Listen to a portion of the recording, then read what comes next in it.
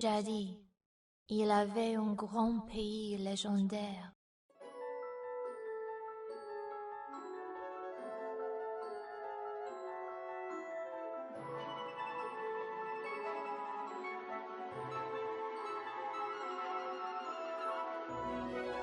Qu'on appelait Is. Sur l'intervention des déesses jumelles et des 600, les grands pays prospéraient. Les déesses avaient un trésor précieux, la perle noire. Elle avait des sortes de pouvoirs mystérieux. Avec la magie, on pouvait faire des miracles. Avec l'éclairia, on pouvait amplifier ses pouvoirs magiques. Grâce à elle, on croyait que les pouvoirs de Is dureraient une éternité. Mais soudain, un désastre frappa Is. Beaucoup de monstres démoniques sont apparus et ont commencé à envahir Is. Les forces diaboliques ont tout fait de ravager la terre, mais tous les habitants sont sauvés dans le temple de Salomon. On aurait dit la fin du monde. C'est alors la perle noire qui sauva Is de la ruine, car elle souleva les temples dans les airs. Mais, aussitôt après ces soulagements fugitifs, les démons ont construit une autre tour, et une nuée de monstres sont partis en direction du sanctuaire. Is menaçait de tomber. Pire encore, un événement imprévu arriva dans le temple de Salomon. Quelle histoire! Les déesses jumelles, les descendantes de Is ont toutes disparu. Dans une situation désespérée, les 600 ont pris une résolution. Pour constituer une équipe de recherche, ils ont organisé une sélection parmi des chevaliers et des sorciers. Enfin, les 100, ils envahiront à la terre dévastée.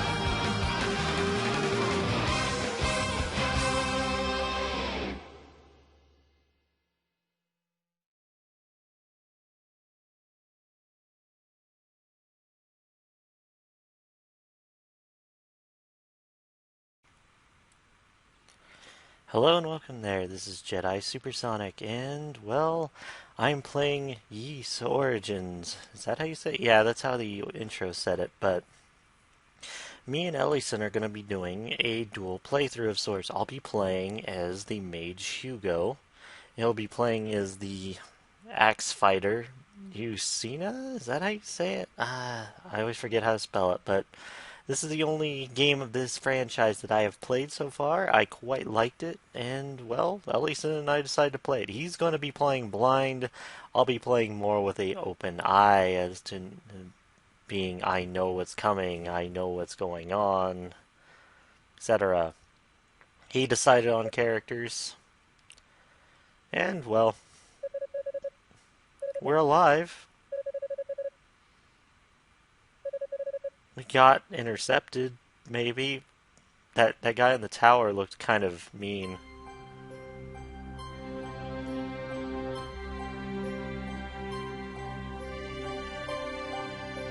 One second. I'm going to adjust volume. I think the game is a little too loud.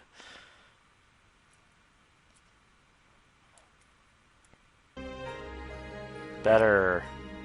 Okay, now you can probably hear me.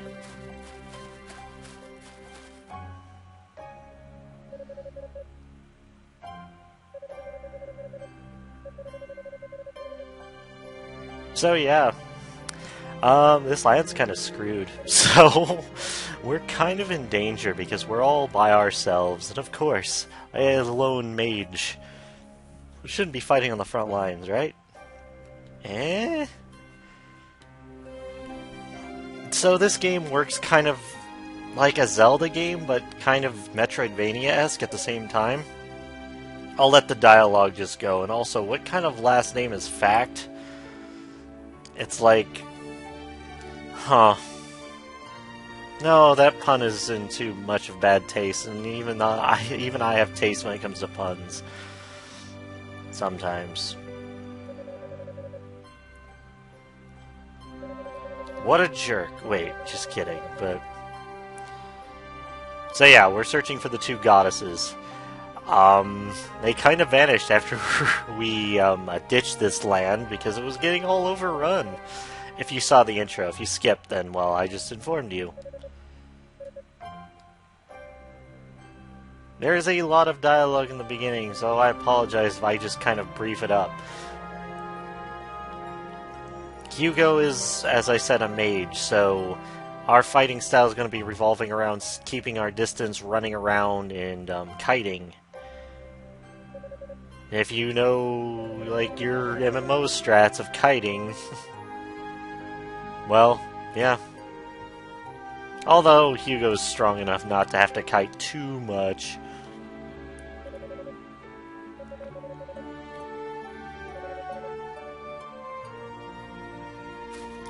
Also, the episode lengths will be to the bosses, so episode lengths are going to be quite erratic in terms of how long they are.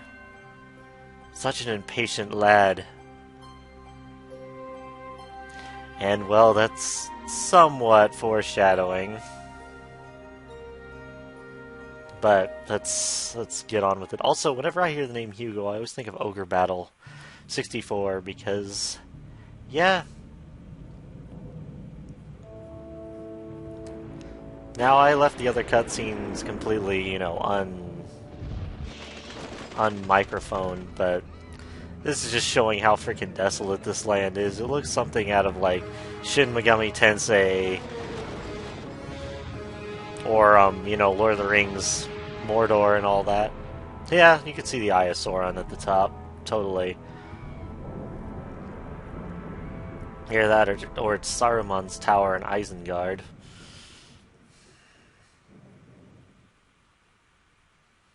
But we are Hugo the Black, so we shall destroy anything that gets in our way. Also, since my laptop is kind of bleh, you'll see my performance of the game kind of goes in between. Oh hey, friendly faces.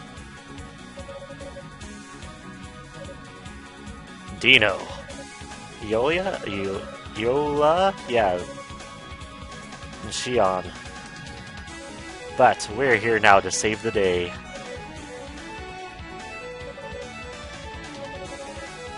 I'll take care of these beasts. Now we can show off how things work in this game.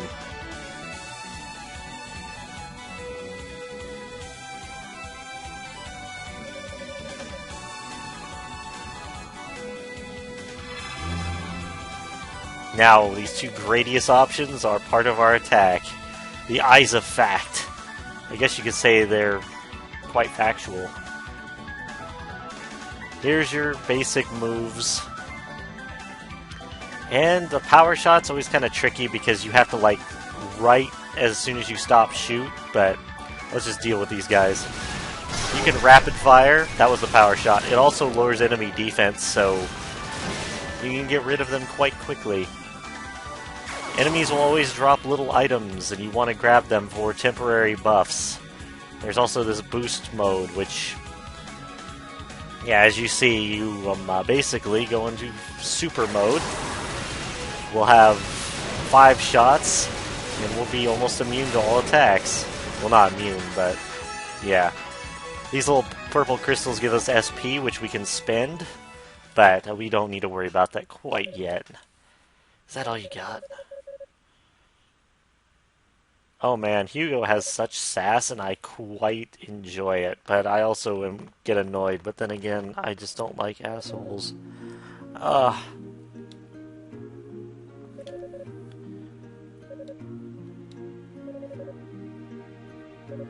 All these acolytes. So yes, Hugo's quite the magical prodigy. Wow, that's humble. I forgot how humble he was actually at the beginning.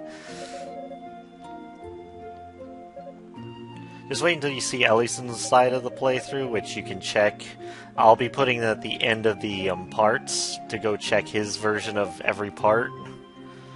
Because his character has quite... Well, while they have similar encounters, the way they talk to people and the way things are handled are way different. Yeah, everyone was scattered around, so that's what happened in the intro.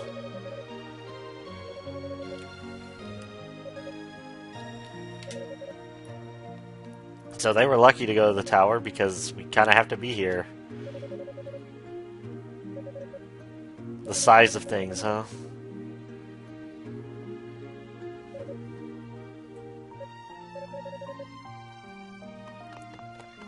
Go, young lad. Rally the army.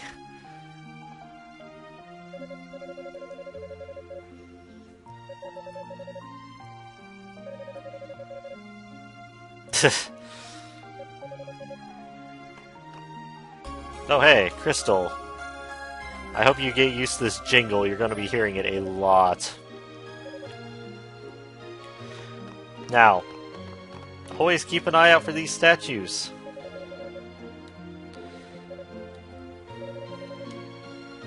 Because these are our save points. And we can also teleport them to them freely at will. It's quite nice, especially in a Metroidvania-esque game.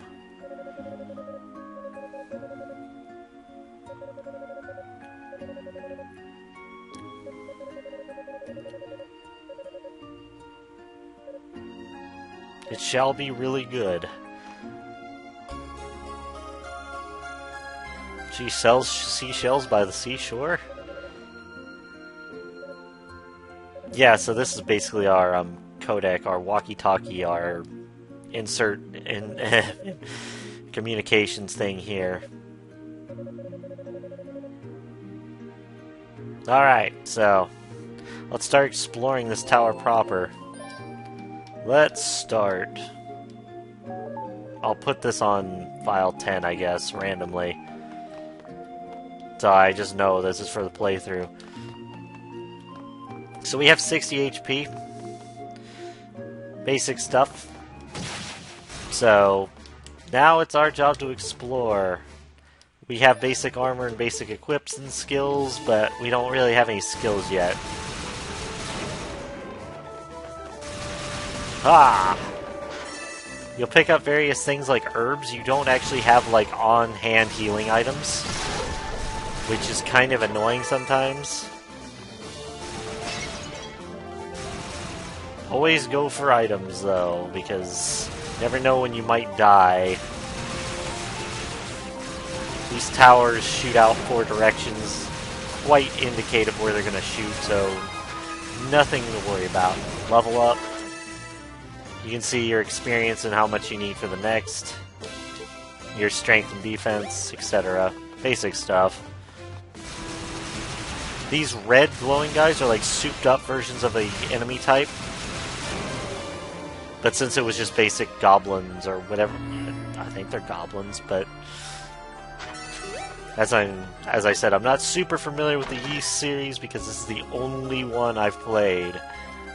I do intend to play 1 and 2, though, at least. What we got was this Panacea, which increases our max HP. They're hidden all over the game, so, yeah, they're kind of like your Metroid health ups, or your Castlevania health ups, but they don't give you nearly as much HP. They just give you 2 or 3.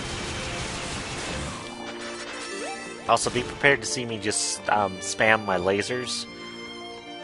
Ellison has, in my opinion, the funner character, but I have the safer character, because I can just stand at a distance and rain terror on them.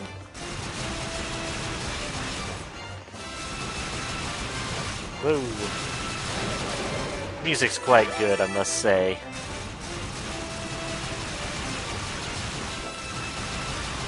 Come on, die already. Also, you get experience multipliers. As you can see at the bottom left, I had a 1.99 multiplier. That is the highest you can get. And before the bar runs out, you want to, take advantage of that. Oh, hey, an artifact. Cerulean Fablum. Or, yeah, thing. We can now use the Force Shield skill. There are 3 elements that we'll be getting over the course of the game. Wind will give us the Force Shield, which allows us to tank attacks. Which we can activate. And also makes us float when we jump. Okay, I'll show... Oh, wait. Ah! I fell off, no. The green bar is showing us how much energy we have, like the refresh rate. See, using the thing eats up that much energy. Ellison's version of the wind spell is way cooler in my opinion, even though this has its practical uses. Basically gives his character a Zelda-esque spin attack that he can span in place. It also allows him to go further in the air. So he'll be using it more for super, like, speed platforming. I'm going to be using it for more Princess Peach-esque platforming, because I'll be floating. Over the course of the game, there's of course going to be little switches. I'll show off the floating there. See, I drop way slower. But it only lasts a set number, not set number of minutes, set number of time, yeah. So, be sure to make the most out of it.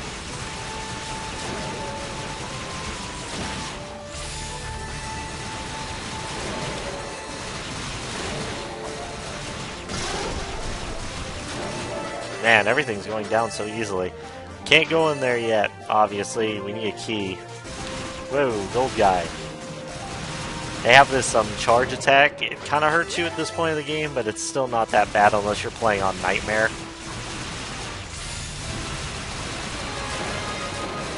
When you level up, you get all of your HP back, so if you're close to leveling, just try to hold out for a little longer. When you die, you go to the last point you saved at. Or the last boss you beat, because bosses count as a check. Oh dear. What the? Ah, no! Don't suck me in! Well. Where am I? Colonel! There's people here.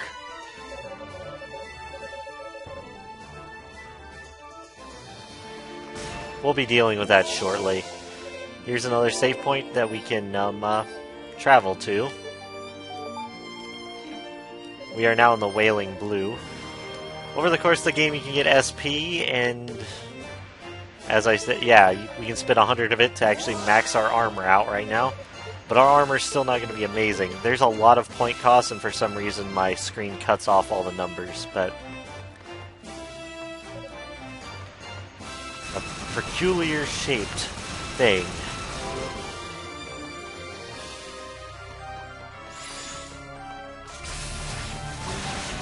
Whoa! Wizards teleport in all over the place, so keep on the lookout for that. And watch out for their spinning blades. Enemies are easy to dodge for the moment, but once we get to the bosses, my run and gun spam won't be as good. Well, that's just kind of Hugo in a nutshell. I can just launch 3 projectiles all the time. Ellison's probably going to be the more interesting run to watch, I'll be honest now. Because he's going to be up close and personal, he'll be playing it blind.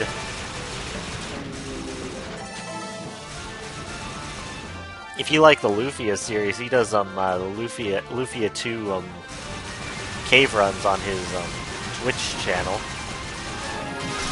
Might link that to you. Anyways, we travel more through the place. We can teleport back to where we, got sucked into that place at, but we can't do anything about that quite yet, even though we know that there's like 4 enemies that are red there. More switches, yay! People might be intimidated by the platforming. I can tell you that it's not that bad, especially since they give you so many options to actually platform with. Whoa, get out of my face. That was rude. What did I just say? That was rude. Frickin' Ganondorf. Knock off. Whoa. You almost actually hit me.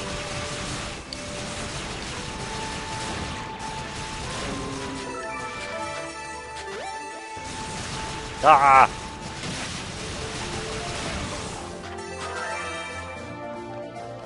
Okay. Now, I tend to like just clearing out enemies just for my experience. Especially if I have my 1.99 multiplier going, because that doesn't last too long unless you keep your hits going.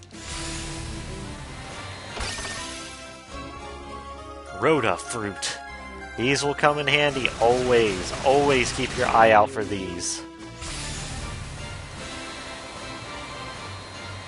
They will always come in handy. I'm trying to remember if I'm forgetting something in here.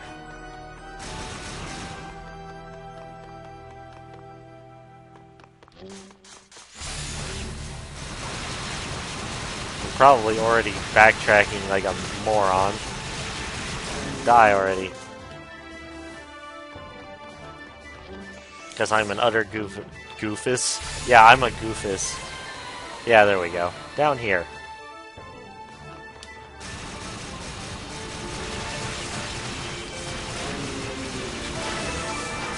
Or I backtrack to my backtrack.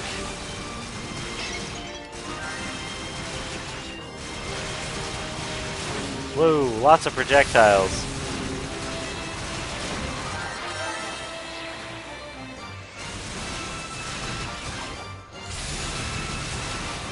Gold guy. And since I have projectiles, I can actually hit those guys at an angle where they can't possibly hope to hit me. Ellison's not so lucky. He has to go up and thwap him with an axe. Whoa.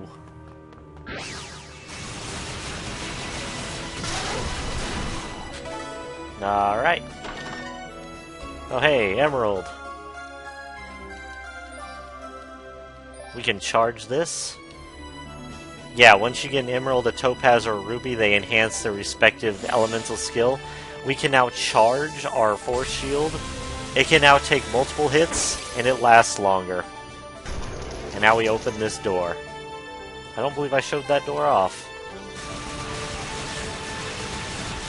Oop. Oh, I took a hit. What a shame.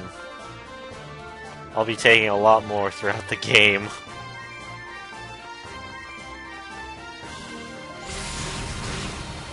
Yep, and here's where we open the door at.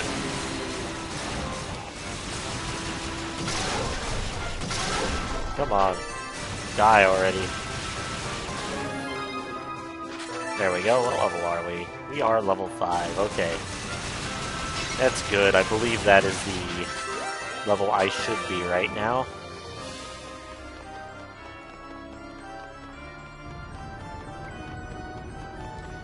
These outside views are kind of cool because you get a good view of those volcanic ruined areas. Yay, the blue moon crest. This goes in the area where we can teleport back to. What are you? No, this is not an ordinary demon. A Rue. Where's Kanga? I will not show Wait, you're too adorable. What the frick are you saying? I saw a paw print. Is that how you say something? Paw print.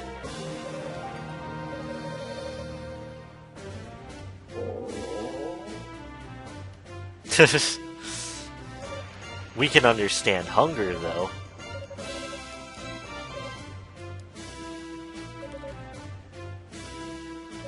Yes, and that Rhoda fruit we got earlier can go to these guys. This is why you always want to give them one, because they give you certain special upgrades and cool stuff. And this Cholera ore will power up our basics wand. So now it's a level 2 wand.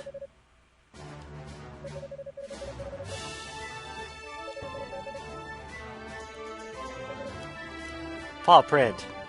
Okay, now I will demonstrate how the crystals work, because now it's time to use it. Let's go to the Wailing Blue, where we got teleported from before. And now we can open the door. Oops. For some reason, of all places for this that likes chugging when I'm recording, it's these rooms. Not the rooms, but the menu. Blue Moon Crest. Oh hey, somewhere to go. Let's drop in. Oh no, people.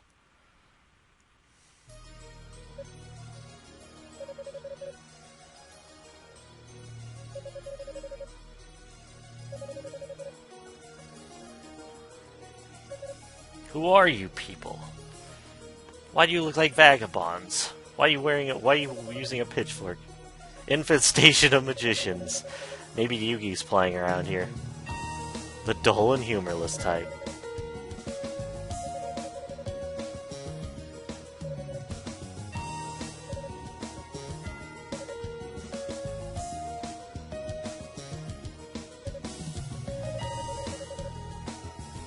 Now, I'm not going to count this as a boss, because I believe Ellison doesn't actually have to fight a person here, so... If he does cut it off at this point, then I will as well, and I will edit in that cut in, but whatever. Sonic's name speeds my game, but yeah, her name is Epona. If you've played Zelda, yeah, that's kind of funny. Her design's cool, though. Your sorcerer types are really annoying.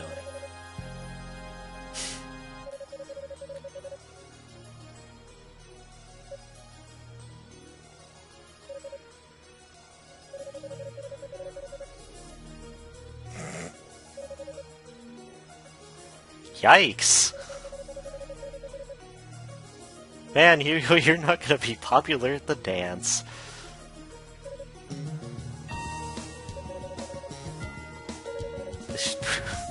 Oh, man.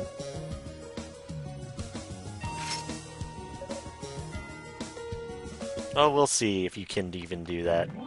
Alright, Epona. She's going to will stab us, like so. And she has a long stabbing strike, but her patterns are quite easy. She can shield attacks. Whoa.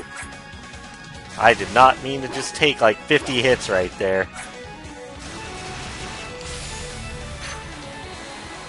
She also has a little dagger she can throw. Whoa. Honestly, just keep your distance and spam shots at her while avoiding her attacks. She clearly, like, shows you when she's going to be doing any particular move.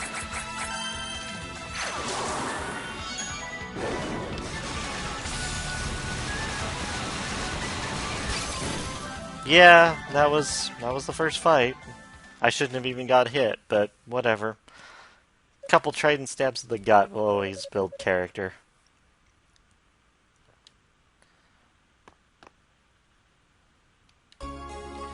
Mask of Eyes. This will come in handy a select few times over the game.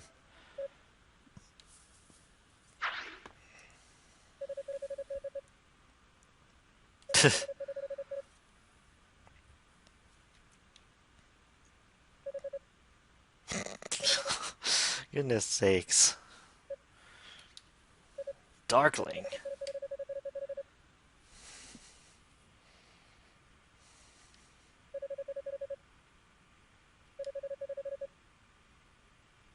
Man, Hugo, you do not pull any punches.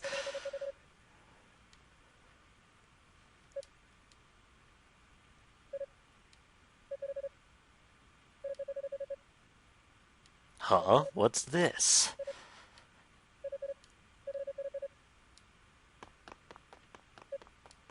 Come back! Man. Just when we were about to get some good info.